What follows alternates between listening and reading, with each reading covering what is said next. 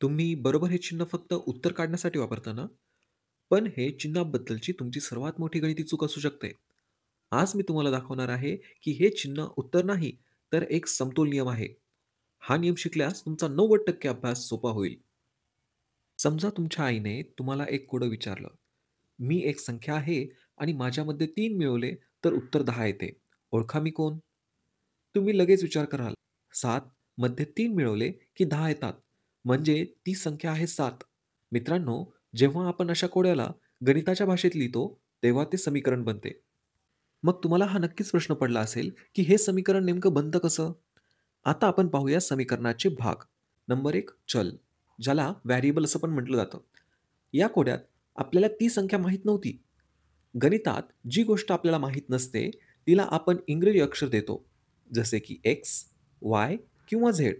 यालाच चल किंवा व्हेरिएबल असं म्हणतात. याची किंमत बदलू शकते.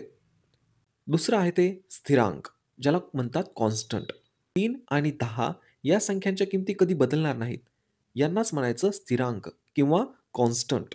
मग x+3 हा काय झाला बरं? हा झाला एक एक्सप्रेशन.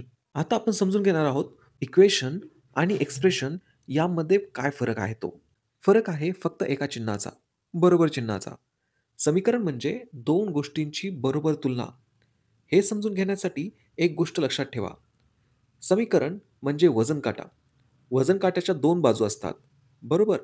डावी, ज्याला एल-एच-एस असं म्हणायचं आणि उजवी बाजू, ज्याला आर-एच-एस असं म्हटलं जातं. L-H-S left hand side, R-H-S right hand side. जेव्हा वजन काटा एकदम सरळ असतो, तेव्हा दोन्ही बाजूंचं वजन कसं असतं? समान.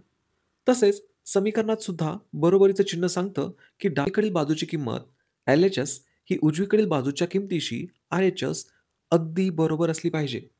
तर आज आपण काय शिकलो? व्हेरिएबल एक्स आणि कॉन्स्टंट 3 मिळून बनतं एक्सप्रेशन. जेव्हा एक्सप्रेशनची तुलना बरोबर चिन्हाने दुसऱ्या किमतीशी केली जाते, तेव्हा ते बनतं इक्वेशन. इक्वेशन म्हणजे वजन काट्यासारखं संतुलित असतं. LHS is equal to RHS. आता आपल्याला हे कळलंय, की समीकरण म्हणजे काय? पण हे समीकरण सोडवायचं कसं? एक्सची किंमत काढायची कशी? हे आपण शिकणार आहोत आपल्या पुढच्या व्हिडिओमध्ये. पुढच्या भागात आपण शिकू समीकरणे कशी सोडायची. जर तुम्हाला आजचा धडा आवडला असेल आणि तुमच्या समजुतीचा वजन काटा संतुलित झाला असेल, तर लगेच खाली लाईक बटन दाबा आणि चॅनलला सबस्क्राईब करा. ते लाल बटन लगेच दाबा. आणि सर्वात महत्त्वाचं, तुमच्या वर्गातील सर्व मित्रांना हा व्हिडिओ शेअर करा. ज्ञानाचा हा खजिना फक्त तुमच्यापुरता न ठेवता सगळ्यांसोबत वाटा. भेटूया पुढील व्हिडिओमध्ये. धन्यवाद.